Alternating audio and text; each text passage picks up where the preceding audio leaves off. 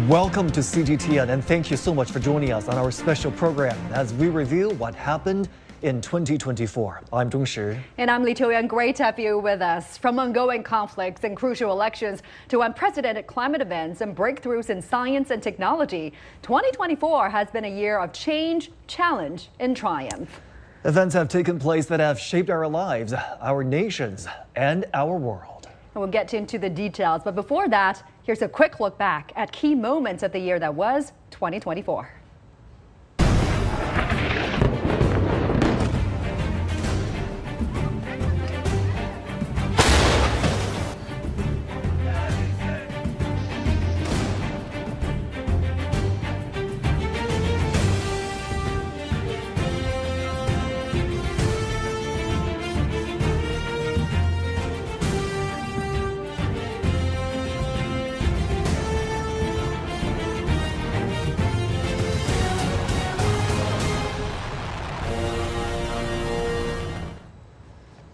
And let's start our review from the Middle East, which has experienced continued turmoil and humanitarian crises in 2024.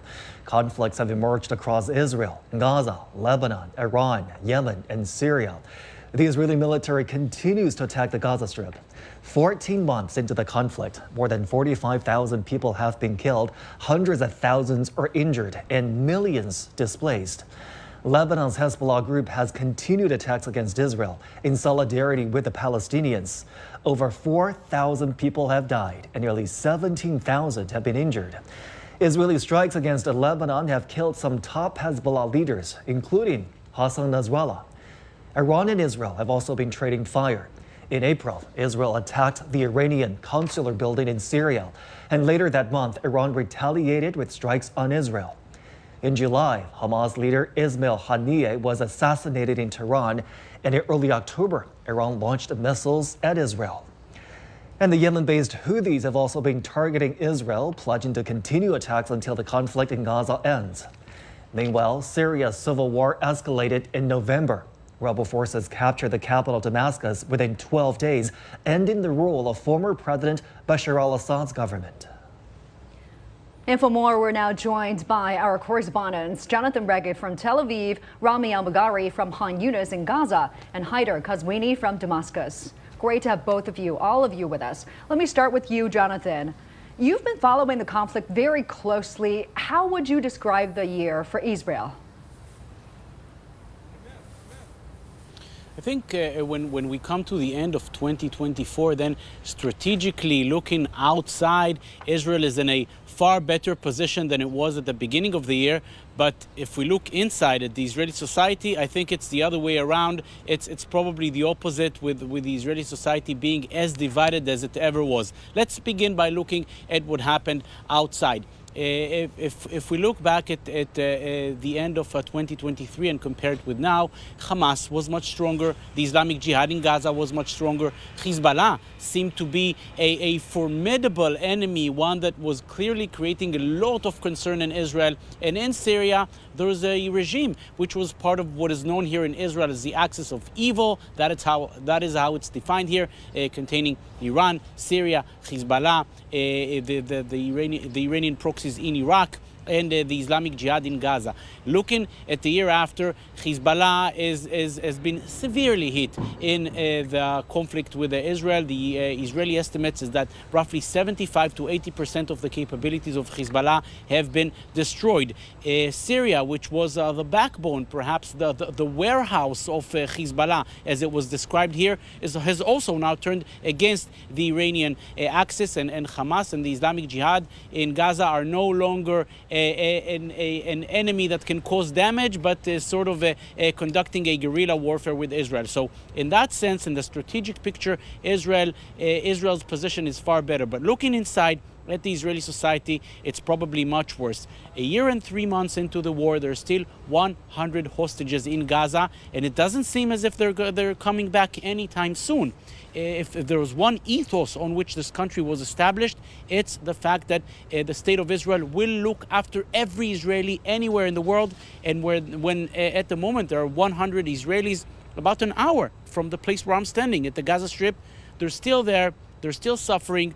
Those who are still alive are in the danger of dying every minute, and the Israeli society is completely divided regarding the way that this is handled. So this is why, looking outside, it seems as if Israel's position is much better. But looking inside, and that is perhaps even more important, the situation is not exactly like that, because if there was any point of strength for Israel throughout the years, it's the fact that this country was united in the face of war.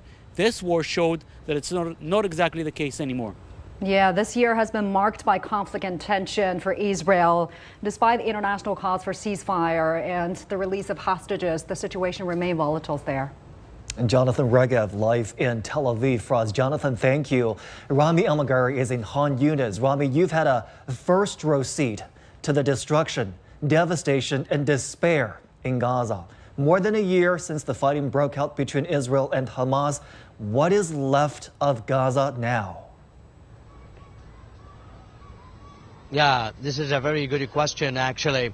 What is left of Gaza now is a complete or a total destruction at many ways, at many levels. Actually, the infrastructure in Gaza is completely battered because of the Israeli war against the Islamist Hamas party and the Gaza Strip. Let's here mention the hospitals, which is the most important item of life for the population here. 30 hospitals have gone out of service because of the Israeli actions throughout the Gaza Strip, or Israeli army direct actions against those hospitals. The latest of those hospitals was the Kamal Udwan hospital yesterday, which was emptied out of the people, of the staff, of the patients there. Another hospital was hit today in Gaza City, which is for the elderly.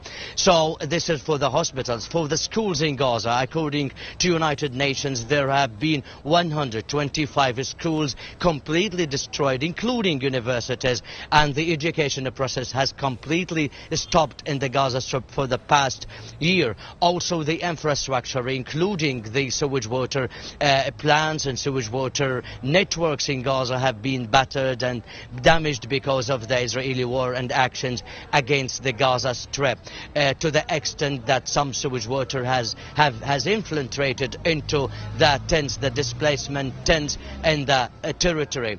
Actually, also the factories and the infrastructure for factories have been destroyed. 350 Palestinian factories in Gaza have been completely shut down or either destroyed completely or partially. This is for the factories in the Gaza Strip or the facilities. This includes also the buildings, the homes of the population. It is estimated that 100,000 housing units have been either completely or partially destroyed, leaving or rendering tens of thousands of families displaced in different parts of Gaza, mainly in the south of the territory, after the Israeli army had ordered their population in the northern Gaza Strip, in Gaza City, to leave for the south, which is considered by the Israeli army as a safe zone or a humanitarian zone. The situation is also disastrous at the food level, at the supplies. For the past 3 months, for example, there have been limited quantities of supplies entering the Gaza Strip compared with the past year, with limited quantities entering from time to time into the territory, either the aid supplies or the goods and commodities, the commercial ones, amidst the closure of the crossings. Recently, Israel said it would allow, or it would open another crossing to the south of the Gaza Strip, which is called Kasufim, and some kind of humanitarian attempts by the humanitarian organizations to make the food available for the territory. This comes on top of the killing of 45,000 Palestinians. 70 of them have been children and women. That's the situation for 1 year and brief, actually. Rami, we appreciate your reporting throughout the year from Gaza. We hope to check back in with you in 2025 also because this cannot be forgotten or neglected. Yeah, you know, CGTN is actually one of the few global news networks that have men on the ground in the heart of Gaza. They're courageously bearing witness to the human narratives of Gaza and bringing the stories to the world. So we thank them for that. For that, they deserve our deepest respect. Thank you very much. And Haider, coming to you in Damascus now, walk us through what happened in Syria this year. Actually, this year is one of the, it's a year to remember by all Syrians. It is a turning point in the new Syria, actually, in the history of Syria. A year is described as eventful year. This year can be divided into two parts. The first part is before 27th of November, and the second part is after this date. The first part is characterized by mainly two issues. The first one is the impact from the war in Gaza and Lebanon on Syria, which resulted in more than 50 airstrikes by the Israeli Air Force on different affiliated Iranian targets across the country, inflicting casualties in military personnel and also in civilians. The other issue, which is the economical hardships, which have doubled in 2024 and rendered more than 90% of the Syrian population under the poverty line, with less aid actually provided to the Syrians in need, as the focus was shifted to respond to Lebanon and to Gaza, where the situation was seen there as more pressing for the humanitarian organization. The second part of the year was in 27th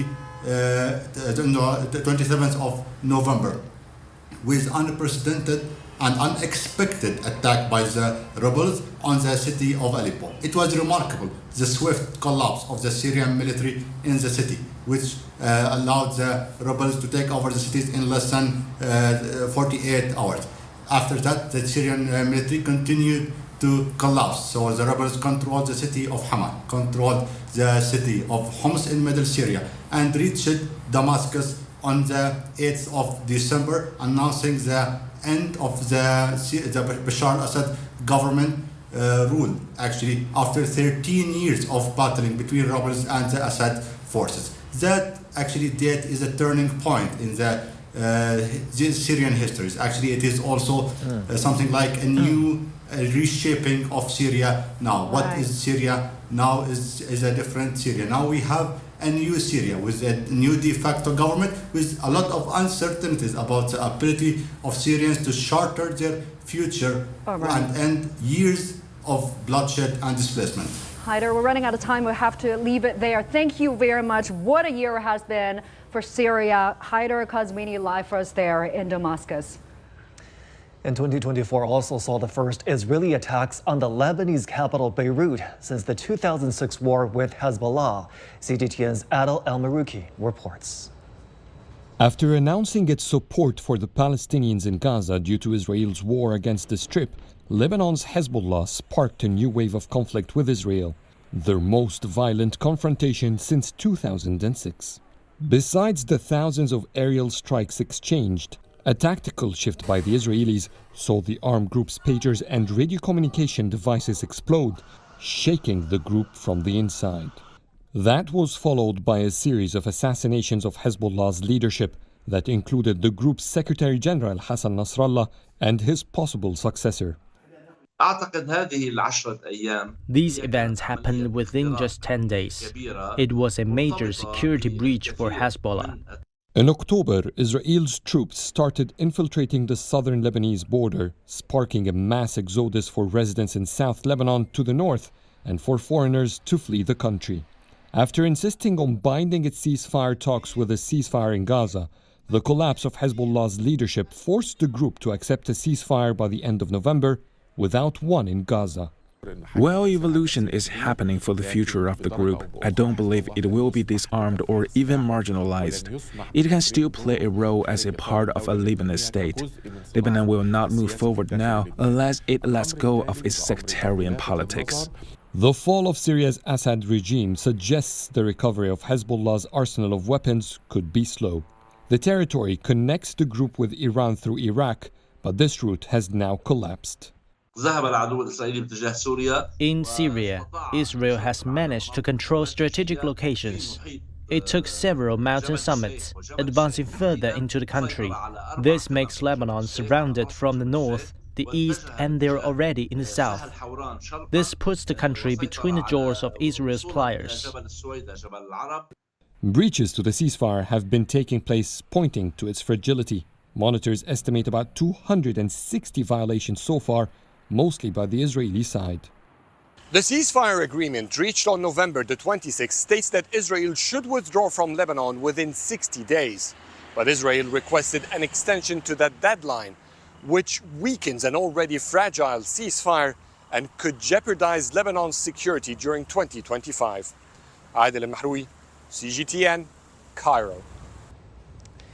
And for more analysis, I'm now joined by James Dorsey, an adjunct senior fellow at the S. Rajaratnam School of International Studies at Nanyang Technological University. Sir, welcome to our special program. We might only have time for one question, so I'm going to go straight to the point here. Our correspondent just now brought us the very bleak reality on the ground in Gaza. Schools destroyed, hospitals under attack, the last remaining traces of normalcy in Gaza under threat here. Could we see a better situation in 2025? Theory, yes, of course. What's holding up a ceasefire in Gaza is that Hamas and Israel have very different objectives and what they want to achieve with the ceasefire. Israel wants a temporary ceasefire. It wants to get the hostages released, and then it wants to finish what it started to do, which is destroy Hamas. Introduce a different political governance that is much more subservient to Israel. Hamas, on the other hand, sees the hostages as a strategic asset that they have in order to force an end of the war and an Israeli withdrawal from Gaza with some sort of agreement on a Palestinian, maybe internationally supervised governance of Gaza. And that is what's holding up a ceasefire. On top of that, of course, you have the personal interests of the Israeli Prime Minister, first and foremost, Benjamin Netanyahu, who needs the conflict to secure his position in power. Mr. Dorsey, we appreciate your analysis and your time as always. Thank you so much for joining us today. Thank you. Now moving on to another major story we've been following for you in 2024. At the end of the year, the Russia-Ukraine crisis shows no signs of resolution, with heavy casualties on both sides and ongoing geopolitical ramifications. Despite some diplomatic efforts for peace, they have yielded little progress as both sides remain entrenched in their positions. Regional instability here and elsewhere has caused migrants to continue to arrive in Europe. My colleague Paul Barber in London takes a look. In 2024, Europe continued to struggle with the number of people arriving on its shores, many seeking a better life, fleeing conflict, persecution and poverty. While the number of migrants was smaller than the previous year, the issue continued to have a big political impact, with far-right and anti-immigration parties gaining ground across the continent. CGTN's Evangelos Tsipsas reports. Migration was a hot topic in Europe in 2024, not because of a surge in arrivals, but because EU countries ramped up calls for stricter measures. With anti-immigration parties gaining ground and public pressure mounting for tighter borders, the political focus shifted sharply to controlling migration. Tackling migration is the best thing to do instead of doing nothing and coming up with something. No one should be allowed in without a decision being taken on their case. In 2024, irregular crossings dropped significantly, with just over 190,000 migrants entering Europe compared to just under 300,000 the previous year. But individual countries see different trends. Greece has seen a surge in arrivals in 2024, more than 50,000 asylum seekers, up 25% from 2023. The numbers have dropped off overall, with most arrivals now coming to Europe through Greece, whereas Italy used to see more via Libya. For Greece, handling around 20 to 30,000 migrants a year until last year was manageable. Yet critics argue that the EU has failed to develop a lasting solution. Despite the severe crisis in 2015-2016, the EU failed to develop a comprehensive migration policy to manage the issue effectively. In Italy, the government adopted a migration plan to send many asylum seekers to processing centers in Albania. While supporters called it an innovative solution, critics weren't convinced, and the program has faced court challenges. Italy's agreement with Albania aims to ease migration pressure, but violates the Geneva Convention, sending migrants to closed camps with limited rights, similar to prisons. 2024 was also a year that saw a number of EU countries reintroduce border checks at previously unguarded crossings. It's a trend that some say could jeopardize the future of the Union. As 2024 comes to a close, migration remains a key challenge for Europe. Measures like stricter borders and deals with non-EU countries have eased some pressure, but raised questions about solidarity and shared responsibility. Observers will be looking to see whether Europe continues with piecemeal solutions in 2025 or attempts to build a unified long-term migration strategy. Evangelos Ipsos for CGTN, Athens. Germany is the top destination for migrants arriving in Europe, where the debate over immigration is a major factor in the upcoming February elections. It came to the fore this week following a deadly attack at a Christmas market in the German city of Magdeburg. Let's bring in our correspondent, Natalie Carney in Munich. Natalie, it has not been an easy year for Germany, has it? Yes, it has been particularly difficult politically here in this country. I mean, let's just rewind a few years back to 2015, 2016, when Angela Merkel opened the doors to refugees in this country, really changing the image from sort of post-Nazi era to a much more welcoming, open, free society. Well, the problem there is that the people yet hadn't changed here in this country as much. And there seems to have been a lot of political backlash to Angela Merkel's move back then in the political circles and in civil society in general. More than 1 million refugees came in at that point. Currently, there's about 1 million Syrians still living in this country. There's also, don't forget, more than 1 million Ukrainian refugees here as well. And this government we've just had, the coalition government, which is called the AMPL, the traffic light coalition for the different parties that are involved in it, were quite open to refugees and immigration, but local state elections proved that that wasn't very welcomed by the people en masse. But if we just look at the other side of the coin very quickly, with the Syrian situation and talk of some Syrians now returning back to their homeland, Germany is now also concerned about that. There's more than 6,000 Syrian doctors here who are very critical to the healthcare system in this country, and other industries see the same with the talent that a lot of these migrants bring this country, that this country needs. So it's a very delicate balancing act, and one that's definitely going to be, again, one of the main focuses going into elections in February. Natalie Carney in Munich, many thanks. So while Germany struggles with how best to handle migrants, Spain is looking to welcome more of them in a bid to revive its economy. Prime Minister Pedro Sanchez has called immigration an economic and humanitarian necessity, and he's promising to legalise nearly 1 million undocumented migrants. Our correspondent Ken Brown joins us now from Madrid. Ken, please tell us about the government's plan. Yes, Paul, it's been a record year for illegal immigration here in Spain. Over 41,000 people arriving at the Canary Islands alone, among them some 6,000 unaccompanied minors. They come from Senegal, from Mali, from Gambia, risking their lives to make it to European shores. The NGO Walking Borders said that 1,000 people lost their lives each month for the first 5 months of the year. And of course, this has become a huge political issue, as as it has across Europe. The far-right party Vox has been rising here, not quite as much as in other places like Italy or the Netherlands, for example. And in contrast to that type of anti-migrant rhetoric that we've been hearing around the continent, Prime Minister Pedro Sanchez came out and made an impassioned defense of migration in October. As you mentioned, he called it a humanitarian necessity, a humanitarian responsibility and an economic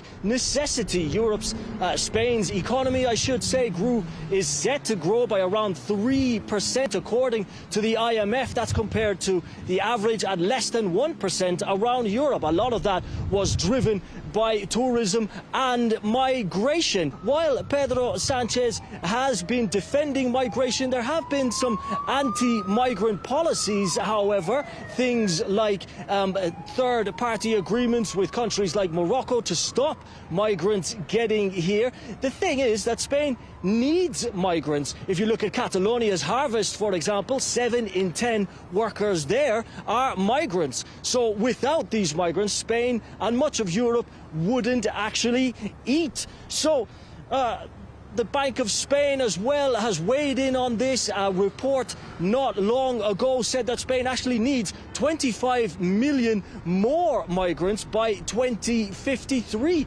if it is to maintain levels of health care and to pay the pensions of an aging population, for example. So there is a sort of a double action happening here. We see pro-migration talk and anti-migration actions as much of Europe is now closing their borders and shutting the doors, Paul. Ken, thank you for that. Ken Brown, our Madrid correspondent. The European Union has promised to work with international partners to tackle irregular migration over the next 5 years by expanding legal pathways for people to come while working to deter dangerous journeys. It's a thorny issue here in Europe, and we'll continue to cover it here on CGTN. Thanks so much, Paul. Coming up next on our special program, we'll look at the main multilateral gatherings and relations between major countries. Stay with us.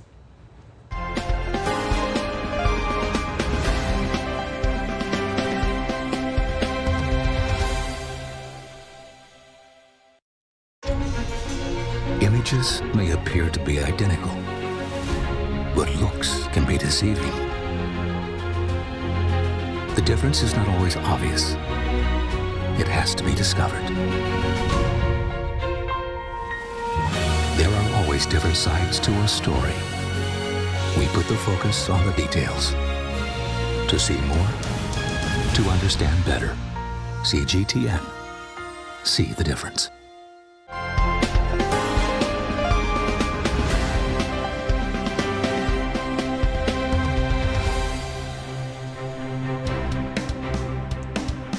And welcome back to our CGTN special program as we look back at the major events that have shaped our world in 2024. China has continued to support multilateralism throughout 2024, engaging in various international events. At the summit of the Forum on China-Africa Cooperation held in Beijing, 2 outcome documents, the Declaration and the Action Plan, were adopted. They aim to build major consensus and chart a path for high-quality China-Africa cooperation in the next 3 years. During the 16th BRICS Summit held in Kazan, a new payment system was announced as member countries further integrate financial and economic cooperation. The addition of new members to the bloc also marked a major milestone. And at the APEC Economic Leaders Meeting in Lima, Peru, Chinese President Xi Jinping put forward 3 proposals, build an open and interconnected paradigm for cooperation, promote green innovation, and uphold a universally beneficial and inclusive vision for the region's development. And during the G20 summit in Rio de Janeiro, Brazil, the fight against hunger and poverty topped the agenda. A global alliance against hunger and poverty was established. Take a look at this report from CGTN reporter Zhao Yunfei. In 2024, President Xi Jinping's trips abroad drew a guideline for world peace and development. The Chinese president's attendance at international events have built closer ties, boosted cooperation, and brought unity to the global community. 全球南方群体性崛起，是世界大变局的鲜明标志。 The collective rise of the Global South is a distinctive feature of the great transformation across the world. Global South countries marching together toward modernization is monumental in world history and unprecedented in human civilization. This year marks the starting point of the greater BRICS era. President Xi called for more open and inclusive Global South cooperation.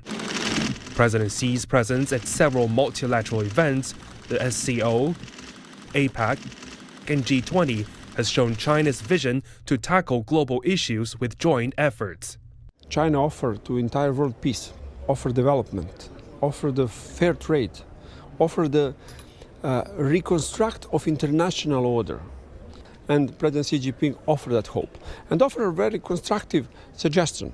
This kind of mechanism, they are focusing more on multilateral level rather than bilateral level. The challenges we are facing, they should be solved or they should be faced or they should be tackled by a group of countries. Practical cooperation has seen positive outcomes. In Kazakhstan, President Xi watched the opening ceremony of the China-Europe Trans-Caspian Express. In Peru, he joined the opening ceremony of the Chancay port via video link. The infrastructure projects are expected to benefit regional growth. He's telling the world that China wants a free trade, a global trade, and don't want protectionism measures. So that was very inspiring and very interesting to listen that China is taking the leadership in the future of the world. Head of state diplomacy cements personal bonds. President Xi was invited to take in the beauty and charm of the Pyrenees Mountains during his state visit to France. Tarbes is a small town in the southwest of France, and this is a unique stop that French President Emmanuel Macron has planned for his Chinese counterpart. The Chinese president watched folk dance performances, enjoyed local cuisine, and engaged in informal talks on major world affairs. We absolutely want to have an independent policy regarding our relationship with China, and in particular on those global issues where, well, of course, the role of China is important. We could detect a lot of wisdom in the China's diplomacy. Although diplomacy or diplomatic affair or this kind of international affair are done by the political elites, well, after all, who would be benefited by the diplomacy? The people, right? So Chinese diplomacy is always be a people-centered diplomacy. China's foreign policy in 2024 has paved the way for building a community with a shared future for mankind. The Chinese modernization process has also provided opportunities for the global community. With a global vision, broad-mindedness and sense of common good for humanity befitting the leader of a major party and a major country, President Xi has had in-depth strategic communications with global leaders and dignitaries to broaden converging interests for all and promote greater unity and cooperation of the international community. From Europe to Central Asia and then Latin America, President Xi's trips abroad in 2024 have brought China solutions to all corners of the globe. As China paves its own way towards modernization, it has also drawn a new picture of common development for the vast number of countries in the Global South. Zhao Yunfei, CGTN. Well, China remains the world's biggest driver of economic growth. A recent government report says China contributed an average of 30% to global economic growth in each of the past 5 years. In 2024, China's foreign trade demonstrated strong resilience and vitality in 2024. The country's trade partners exceed 150 countries and regions. China has been improving the environment for foreign investors, with the latest edition of the national negative list taking effect in November. It removed the 2 remaining restrictions on the manufacturing sector, thus removing all barriers to foreign investment in this field.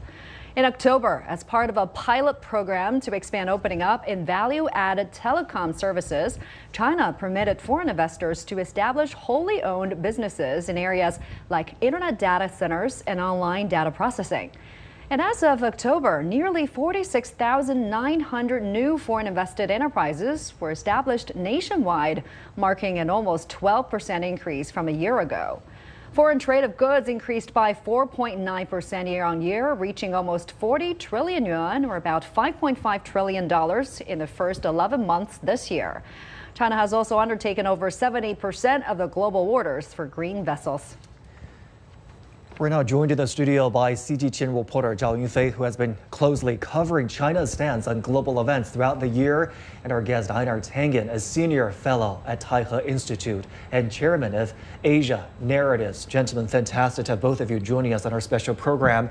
Yunfei, you've had a rather eventful year also work-wise. How do you reflect back on China's experience in 2024 participating in international events? Well, Zhongshi and Qiuyuan, I would say that it's a really rewarding job to cover President Xi, but at the same time, it's a very, very challenging one because his schedule, it's quite tight when it comes to international trips.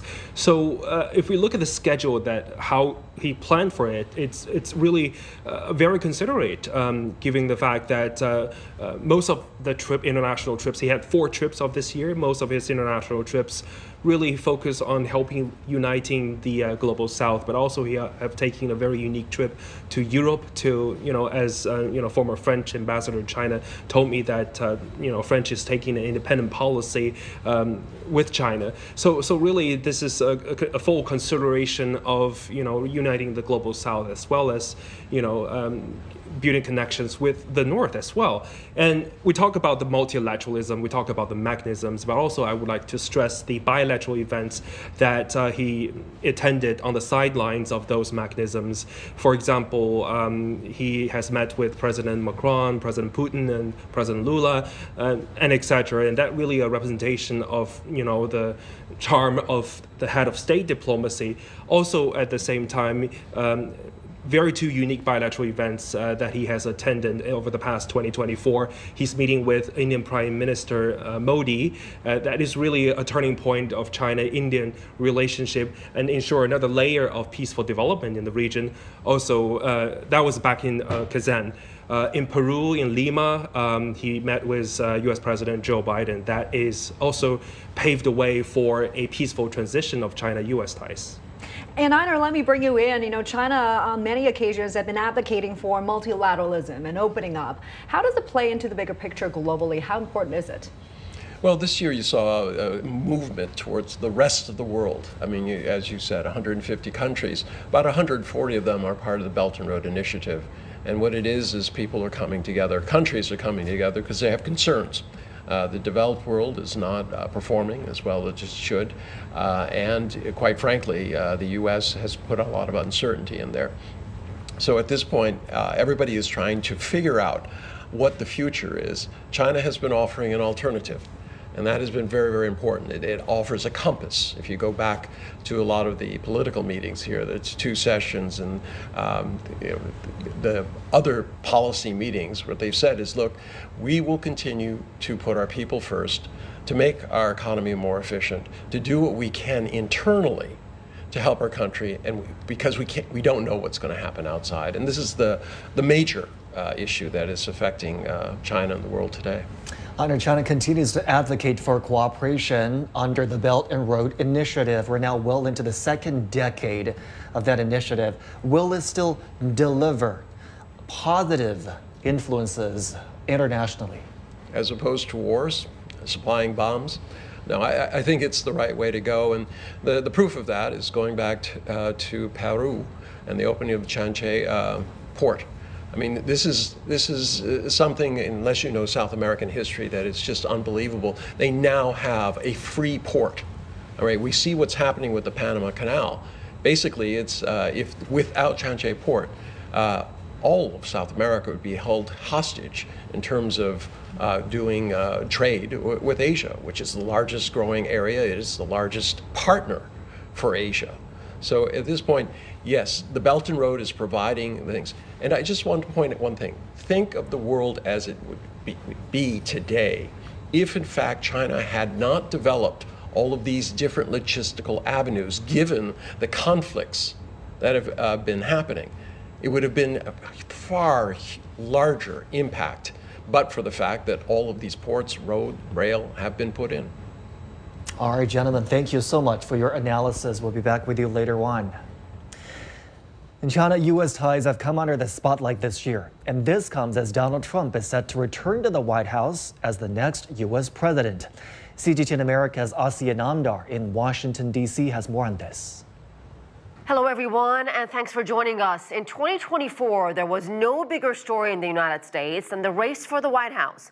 As the year began, President Joe Biden was seeking re-election, once again running against 2020 rival Donald Trump. But the incumbent dropped out of the race in July following a disastrous debate performance and was replaced at the top of the Democratic ticket by his vice president, Kamala Harris. Americans headed to the polls in November, and once the votes were counted, Donald Trump emerged as the clear winner. The former president will return to the White House in January. Many of Donald Trump's key political promises centered on his America First slogan. On the domestic front, he vowed to crack down on illegal immigration and articulated a hard line toward American allies regarding foreign policy. Poppy M. Puting has more.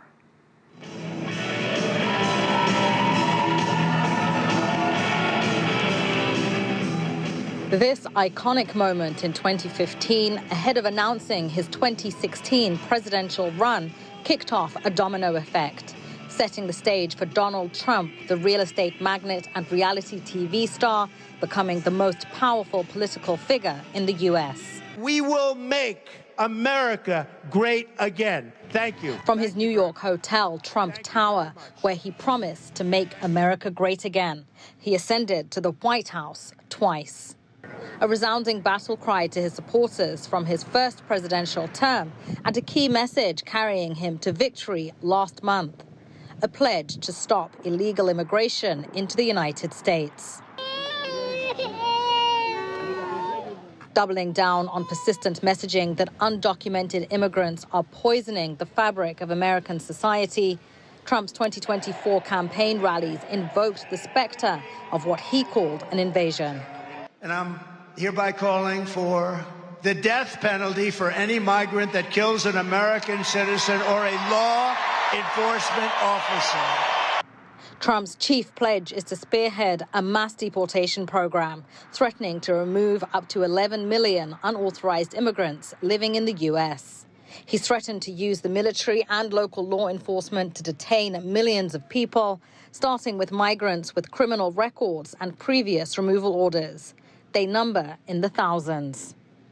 Detention centers are already over capacity. Trump's plan would mean building or leasing new facilities.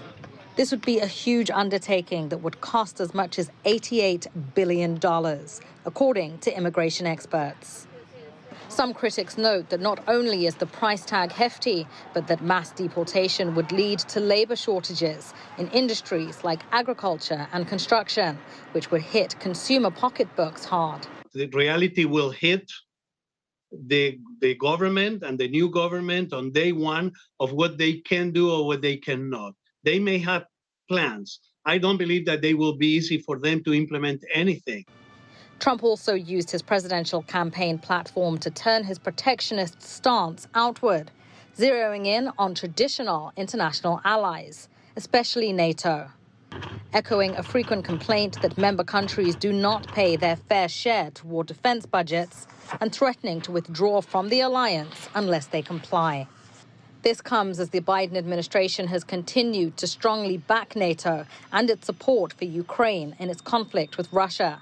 A conflict Trump claims he could end within 24 hours upon returning to office. Trump has also promised to bring peace to the Middle East. He has close ties to Israeli Prime Minister Benjamin Netanyahu, who continues to wage war on Palestinians in Gaza. Poppy and Puting, CGTN, Washington. And it's been quite a year for the world's two largest economies, marked by diplomatic visits and unexpected challenges. CGTN's Nathan King takes a look back on China-U.S. relations in 2024. October 2024, pandas Baoli and Qingbao arrive at Washington, D.C.'s National Zoo, bringing excitement and joy to many Americans.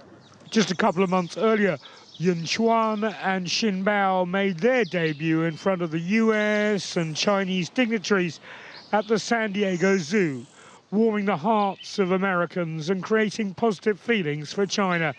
If only diplomacy between the US and China was as simple. But 2024 was a complex year between the two largest economies, and not everything was black and white. There was an uptick of diplomatic engagements. In April, US Treasury Secretary Janet Yellen was the year's first high-profile American visitor to China.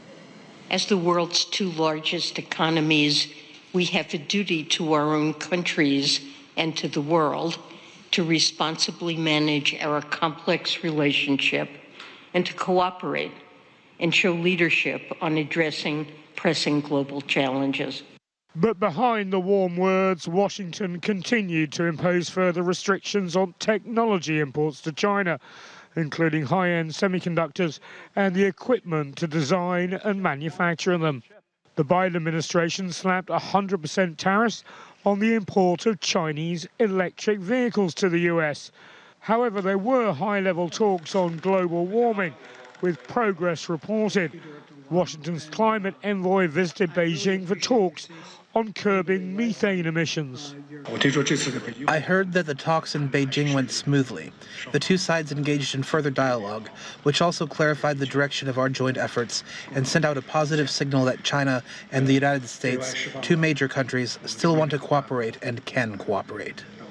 But again, in December, the US slapped import restrictions on Chinese clean technology. In the security realm, military-to-military dialogue was restored in a bid to ease tensions and avoid misunderstandings in the East and South China Seas. US National Security Advisor Jake Sullivan met with Chinese officials in August. You are President Biden's primary aide and have played a crucial role in formulating U.S. security strategies and coordinating policies with China. Your proposal to meet with me demonstrates the value the U.S. government puts on military security and the relations of our two militaries. I am willing to take this opportunity to have a candid communication with you and exchange views on issues of common concern for both sides. However, the US ramped up arms sales to Taipei and conducted visits with the leadership of the island. And social media platform TikTok faces a forced sale or ban on the grounds of national security concerns. And soon, US President Biden will be out of office. And the question now is, what will the second term of Donald Trump bring when it comes to US-China relations? Nathan King, CGTN, Washington. Let's dive a little deeper into this conversation. Joining me is Saurabh Gupta. He's a resident senior fellow at the Institute for China-America Studies here in Washington. Saurabh, welcome to the program. I'm just curious if you think Donald Trump is going to carry out his threats to impose hefty tariffs on China. Yes, I think the tariff threat is real, and he will impose new tariffs on China. It won't be the amount that he has promised. I think he's talked in terms of 60%. Later on, he talked in terms of additional 10 or 15%. It will not go to 60%, but I would completely expect additional tariffs of about 25%. You know, we have to remember in his first term also, he talked in terms of tariffs about 45% on China. And he did, in fact, end up imposing tariffs which were in the range between 10 and 25%. On tariffs, I would say take Donald Trump not just seriously, but literally. And who is impacted by those tariffs? Or is it the consumers, or is it China? You know, fundamentally, it is consumers who are U.S. consumers who are impacted, who will pay the price of those tariffs in additional prices at the checkout counter. But tariffs have implications for Donald Trump which go beyond just those prices. He feels it provides some leverage. The American consumer towers above all its global peers, and therefore he can use that as leverage for a variety of trade and non-trade related issues which he wants to force on those other countries. So there's an element of extortion out here. But at the end of the day, again, coming back to your question, it'll fundamentally be the American consumer who will pay the price for this. All right, we'll leave it there. Saurabh Gupta, thank you. And that's it from me here in Washington. I'm Asiye Namdar. Let's send it back to our colleagues in Beijing. Thanks so much, Ozzy. And now I want to bring in Mr. Einar Tengen once again. Again, he's a senior fellow at the Taihe Institute. Einar, let's talk about China-U.S. relations. I mean, the Biden administration did not lead to the thawing of relations between the two sides that many had hoped. Now with an incoming Trump administration, where do you see the ties going forward? Well, people often ask me, what's the difference between Trump and Biden? And I've always said that there are two different paths to the same cliff. Really, it's been very, very difficult under Biden. He was very clear that he thought he was right, therefore China's wrong. China has to reform. It's as if he was pushing buttons, and even still today, I mean, he's sent hundreds of millions of dollars worth of aid, military aid to Taiwan, and seems to be ratcheting up legislation against China. Donald Trump, so hard to predict what he's going to do. We've seen his first term, he was kind of held back by senior advisors. Now he's put in people who are more loyal than competent. So we don't really know. You have them saying things from all over the place. He has somebody who's a lieutenant to Soros on one hand, and then he has people who are dyed-in-the-wool neocons. You can't move the bookends further apart. And it gives him a lot of leeway. And we see with what's happening right now, he has one part of his shadow cabinet, Elon Musk, saying that we have to bring in outside people, especially in tech areas, in order to regain our supremacy. And then you have people who are nativists, people who say, no, immigrants, no, we don't want them. They're the problem. These Americans should get these kinds of jobs and things like that. So you're starting to see the fissures already developing there. So as we go forward, I think what you should expect is the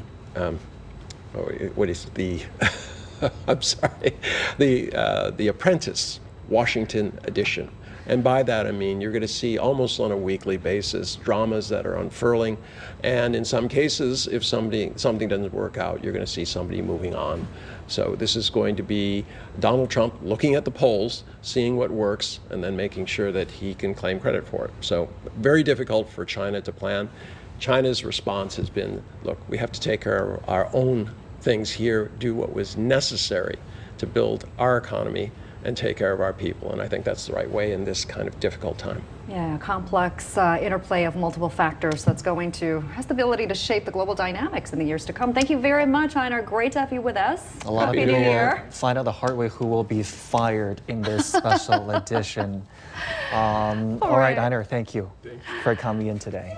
Now, for global issues have impacted Africa and how countries there coped with them in the past year, let's go to CGTN Africa's Panina Karibi in Nairobi. Well, as geopolitical dynamics shift across the globe, Africa finds itself at a crossroads as international conflicts resonate deeply within its borders. From economic repercussions to humanitarian challenges, the continent is feeling the ripple effects of global confrontations. CGTN's Daniel Arap-Moi reports. The Israeli conflict in Palestine and Lebanon and the Russia-Ukraine conflict are casting long shadows over Africa. Africa's economy, closely linked with global markets, has faced significant disruptions as a result. The Russia-Ukraine conflict, for example, has led to soaring energy prices and a surge in agricultural costs. We are actually in a global village.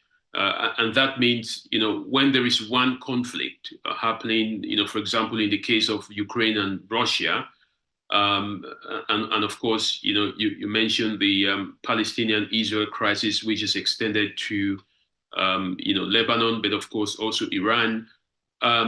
It does have a ripple effect on other conflicts around the world. Russia and Ukraine are among the world's largest grain exporters, and the conflict has disrupted crucial supplies, leading to increased food insecurity across much of Africa. According to security experts, another repercussion is that Africa's internal conflicts face diminishing global focus as attention is diverted to other troubled areas of the world. Does it mean our conflicts in Africa, in the Eastern DRC, Sudan, are less conflicts? Are Africans children of a lesser God? No, we are not. But the reality is, Daniel, in the global hierarchy of needs, Eurocentric priorities take precedence. Eurocentric interests take precedence over other all other issues in global politics. At the same time, some African countries are beginning to assert themselves on the international stage.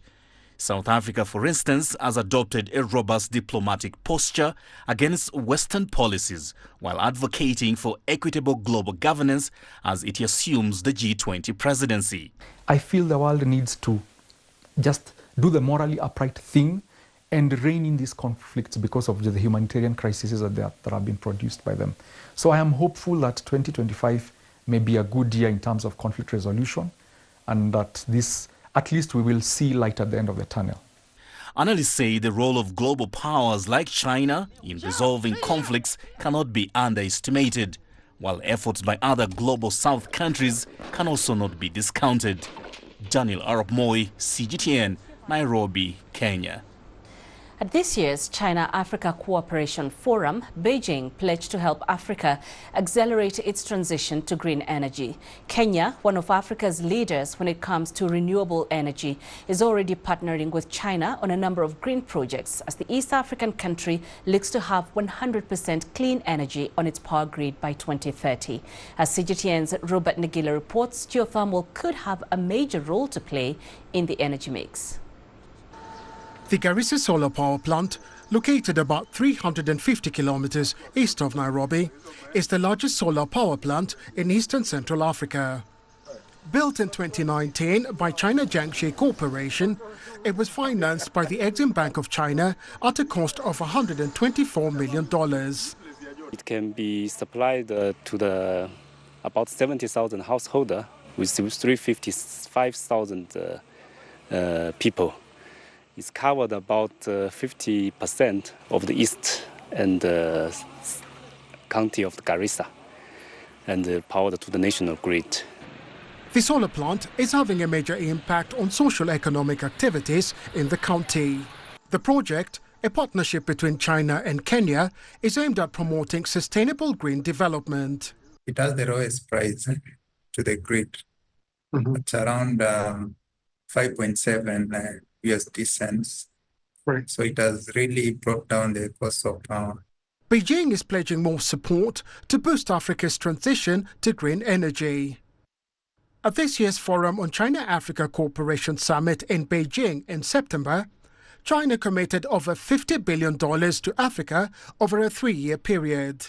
And among the partnership actions for modernization proposed by President Xi Jinping at the summit is the Initiative for Green Development. This will see China support African countries to enhance their climate adaptation capacity, provide new energy technologies, implement 30 clean energy and green development projects, and set up a special fund for China-Africa Green Industrial Chain, among other things. Back to Kenya, where over 80% of its electricity is generated from renewable energy, the country has also partnered with China in other clean energy projects such as geothermal. Modernizing the country's energy infrastructure, experts say, is one area the Initiative for Green Development could have a huge impact. We have capacity, which is geothermal, lying in Olkaria or wherever it is, but it's not being able to be evacuated or being transmitted to the area that needs to be utilized. And already some of the initiatives are underway. A month and a half after the FOCAC summit, Kaizhen Group, a Chinese company, began construction of a 35-megawatt geothermal power plant about 200 kilometers from Nairobi at a cost of $90 million. Robert Nagila, CGTN, Nairobi, Kenya. Africa continues to be shaped and to develop through multilateralism. For an in-depth look at how this multilateralism and forums like FOCAC have influenced Africa this year, we spoke to Professor David Munyai, Director at the Center for China-Africa Studies. The world is undergoing a tremendous change in which the geopolitics tension somehow disrupt multilateralism. However, when we look at Africa, there has been serious attempts of bringing in a number of international organizations through this to seek development And within that context, with all multilateralism in which Africa is involved, the Forum on China Cooperation has been the most important, based on facts and trade and ability to cooperate between the African continent and China. On the ground, we also continue to see new projects, even though they change in style, smaller projects, environment-friendly projects, and a number of other areas in which China continues to invest on the African continent. With more and more African students entering Chinese universities, and therefore, at large, the Forum on China-Africa Cooperation is succeeding in all areas that it has set itself to achieve. There is this understanding that Africa, as big as it is, 54 countries, it's a vast complex continent with 1.3 billion people. It is also home to some of the most fertile. 60% of arable land is on the African continent. And the African people themselves, the greatest asset that the continent has, and contribution to global peace and security. Africa as well is also playing a critical role in having some of the most strategic minerals required to power the fourth industrial revolution. Lithium and other strategic minerals are found on the African continent. And therefore, multilateralism, it's within these structures that Africa secures its interests, working with others to ensure that their intervention, the roles that they play on the African continent, it's in line with Africa's wishes as defined by the African Union Agenda 2063. And in the entire multilateralism promotion is the belief that world peace and security can only be achieved through cooperation, through multilateralism, in which Africans and Chinese fully agree on this particular belief that the world requires the protection of multilateralism as a way of handling climate change and all other issues pertaining to world well-being and stability. Well, such multilateral relations are expected to be more vibrant and to encompass new areas of cooperation, including emerging technologies. Over to you in Beijing. Thank you so much, Panina. Now, as the year comes to an end, climate scientists are again raising the alarm over another year of extreme weather. My colleague Gerhard Vormag is now joining me in the studio to talk about how 2024 continues a dangerous trend in climate change. Great to see you there, Gerhard. Tell us more about it. Thank you, guys. There might be a bit of deja vu because 2023 and 2024 share the unfortunate distinction of being the hottest year on record at the end of their respective 12 months. But if 2023 was red hot, 2024 was scorching. And this year, there is an important difference. While final data is still being compiled, scientists seem certain the global temperature has breached a key threshold. For the first time, it was 1.5 degrees Celsius warmer than pre-industrial average. That was the limit agreed by 196 countries in Paris in 2015 to avoid catastrophic levels of floods, droughts, and heat waves. 2024 also marks the end of the hottest decade on record, which is why the UN and World Meteorological Organization issued a red alert at this year's COP29 climate change conference in Baku, Azerbaijan. They pointed out, though, that this data does not mean humanity has failed to meet the targets set out in Paris, but it is in great danger of missing the window to do so. Scientists also stress unusual weather patterns like El Niño could be partly to blame for the high temperatures. But a look at reports from around the world show that almost nowhere is safe. And this year the extremes got more extreme. Among the 10 deadliest meteorological events 5s are tropical storms like Hurricane Helene and Typhoon Yagi. The others are floods like those that hit Spain and Central Asia, all with clear links, experts say, to global warming. And as we look to 2025, scientists are asking us to heed this past year's lesson. 2024 seems yet another clear call to climate action. All right. Back to you. Thanks so much, Gerhard. We appreciate it. Now, for more perspective on the ground, let's bring in our correspondents, Gretchen Malalat in Manila, Johannes Pleshberger in Innerkrams, and Wilkester Nabwa in Nairobi. Great to see all of you. Let me start with Gretchen first. The Philippines experienced a record-breaking typhoon season this year with 6 consecutive storm systems hitting within a month. How is climate change impacting the Philippines? Well, 2024 will definitely go down as one of the most extreme weather years in the Philippines, and the country experienced a series of extreme weather events, notably an unprecedented sequence of typhoons between late October and mid-November. This period included 6 typhoons, namely Typhoon Trami, Kongray, Yixing, Toraji, Usagi, and Super Typhoon Manny. All had caused widespread devastation across the archipelago. Super Typhoon Manny was the most formidable, making landfall with sustained winds of 195 kilometers per hour. It led to significant destruction, including landslide and flooding. And many communities have still not fully recovered from the effects of these typhoons, even after how many months? Thousands lost their homes, livelihoods, and there were also dozens of casualties.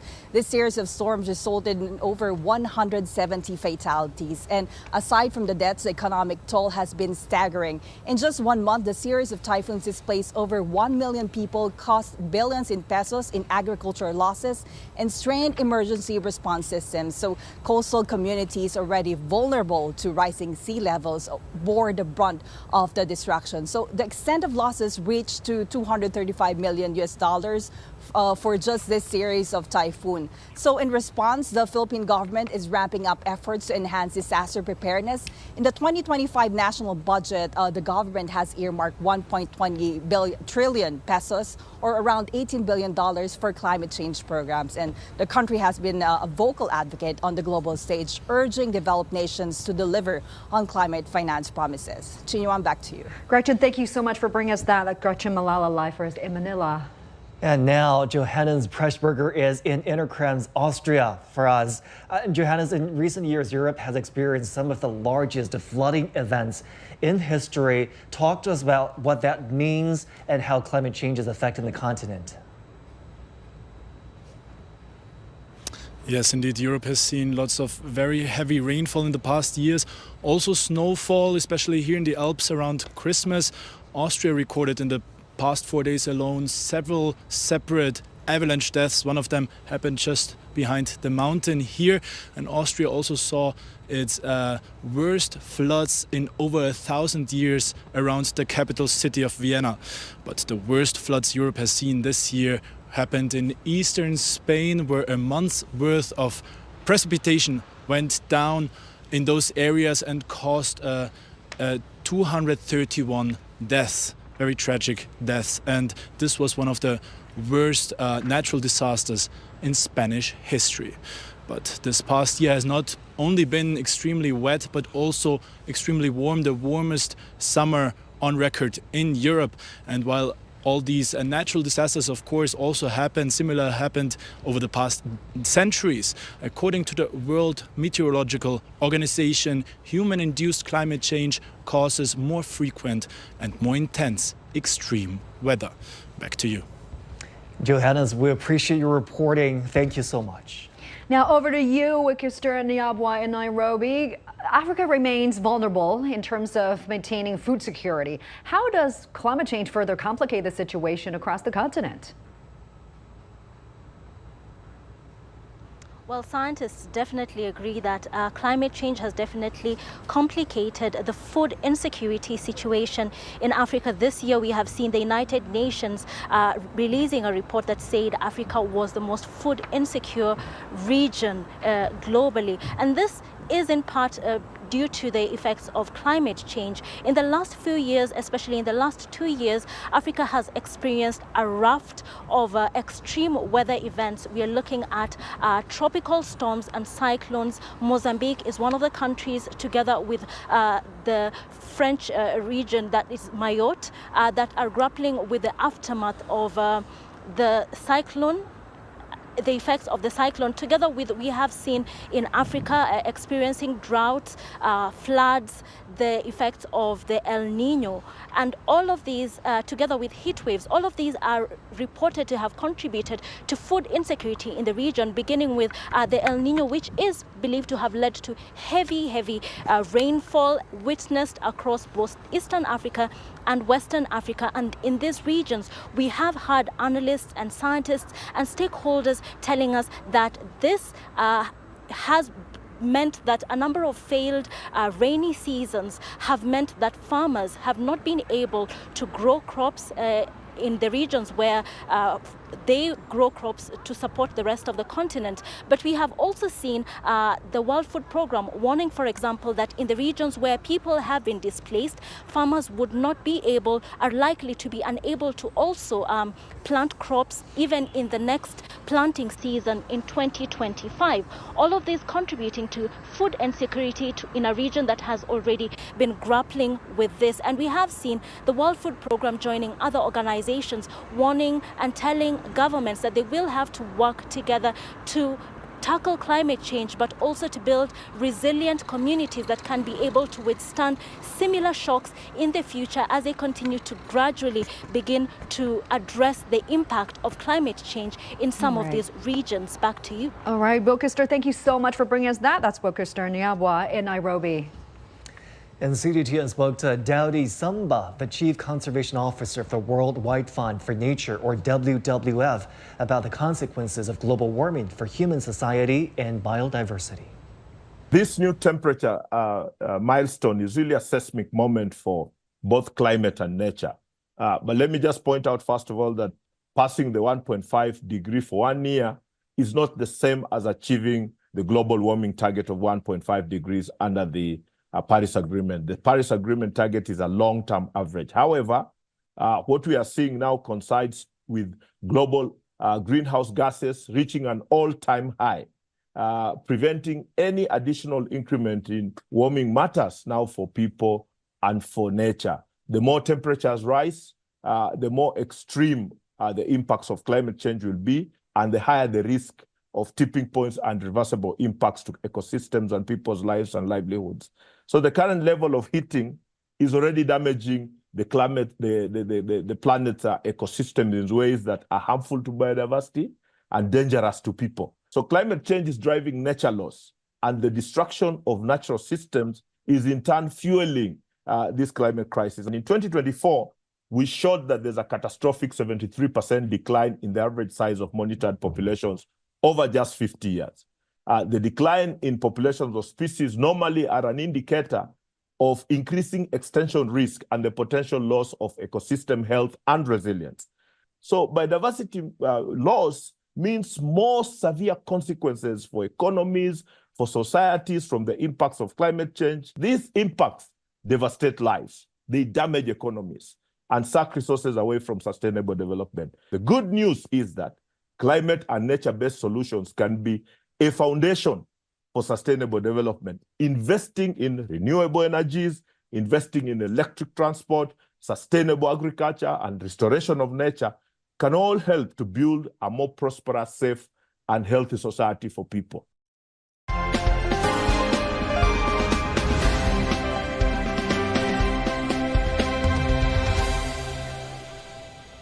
And time now to look back at the major breakthroughs made in science and technology over the past year with my colleague Yang Zhao.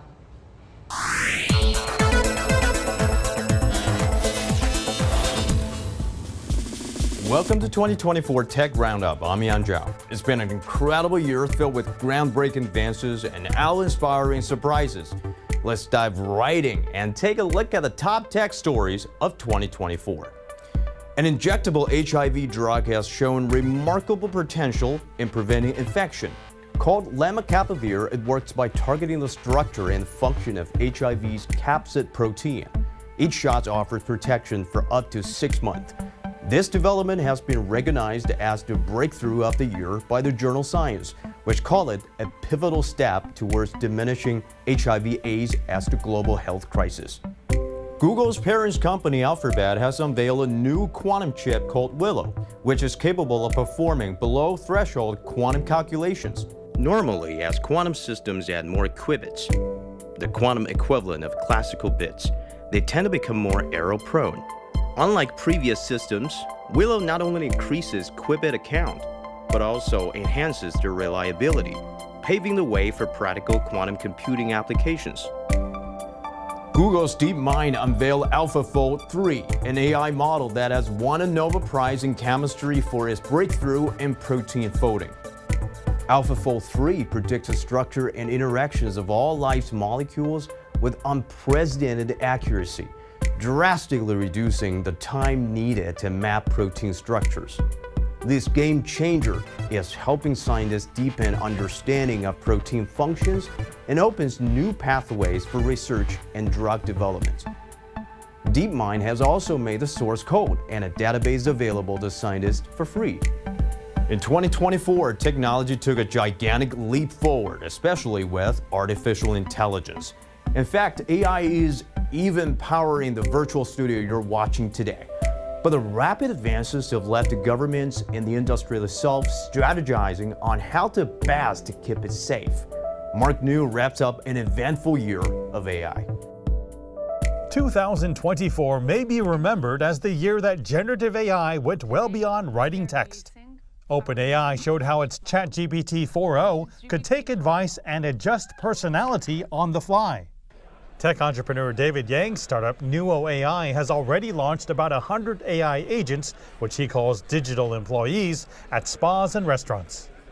It's a classic Roman pasta with pancetta. Oh, that sounds so fattening. There is such thing we call additional secured revenue because our agents can pick up phones during all 24 hours.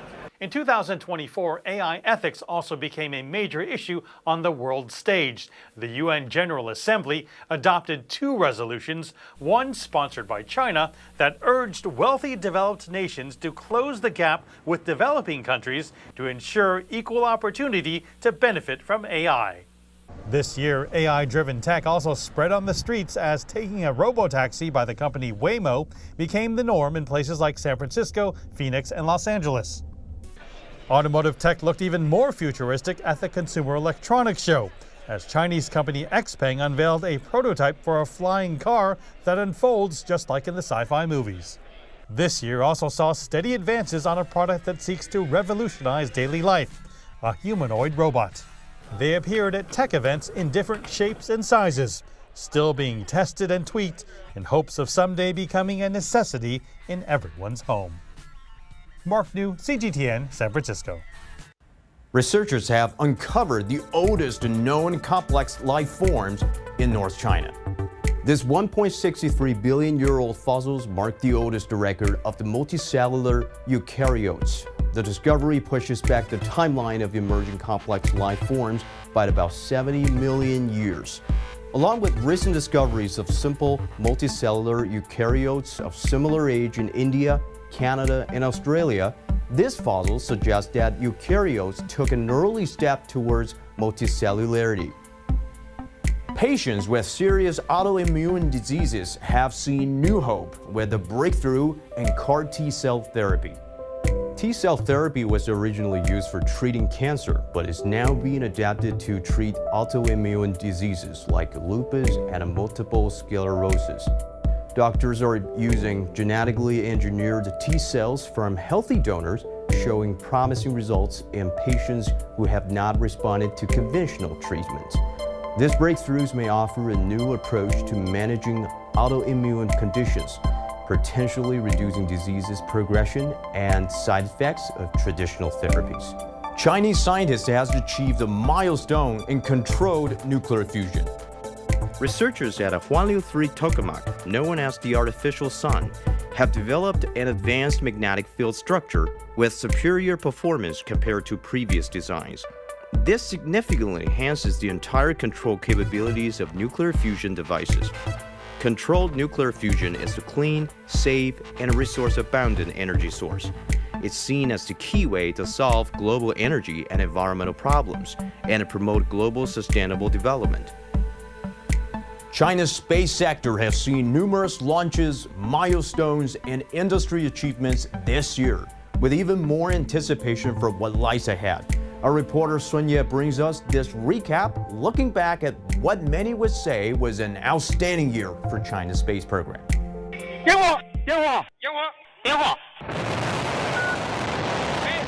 It's a blockbuster year in China's space development, with many, many milestones. The world's very first sample retrieval mission from the far side of the moon started in Wenchang, Hainan province. It turned out a complete success, from the moon landing to the sample gathering to the safe return of 1,935.3 grams of lunar far side samples that have already started to give scientists unprecedented understandings by year's end. In December, the country's first spaceport dedicated to commercial operations started operation in Hainan province. In its first mission, a new member of the Long March family, the Long March 12, made its debut flight. At the end of this year, the China Space Station is hosting the country's first female space flight engineer.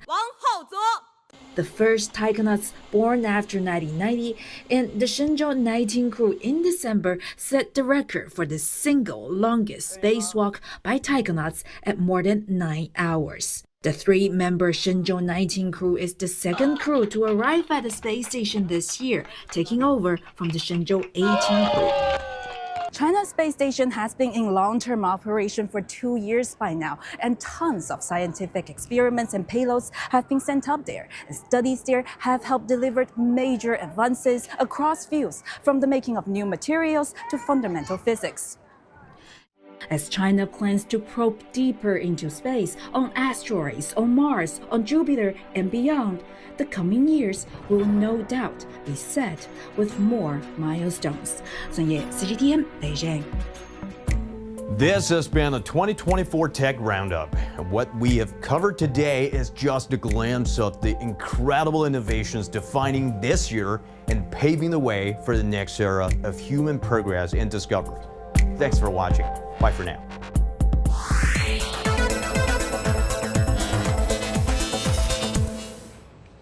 All right, now let's take a look at the outlook for 2025. My colleague Asiya Namdar in Washington, D.C. tells us what to expect on China-U.S. ties and more under Donald Trump's presidency next year. So what can we expect from Donald Trump's return to the White House? One big area, of course, the U.S. economy. How will the Trump administration handle inflation, the rise in cost of living, especially when it comes to food prices? Voter frustration with rising prices played a critical role in Donald Trump's election victory. What about interest rates? Will we see more cuts to lower the cost of borrowing? A focus on America First could lead to renegotiation of trade agreements as well.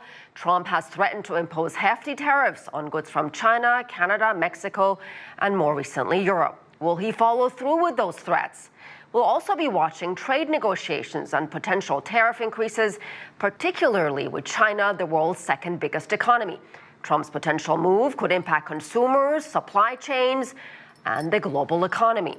Another big topic, climate change. President-elect Donald Trump has called global warming a scam. We could see a rollback of climate initiatives and commitments. Trump has said he would reverse the country's transition to renewable energy and reinvigorate fossil fuel production that's rapidly heating planet Earth.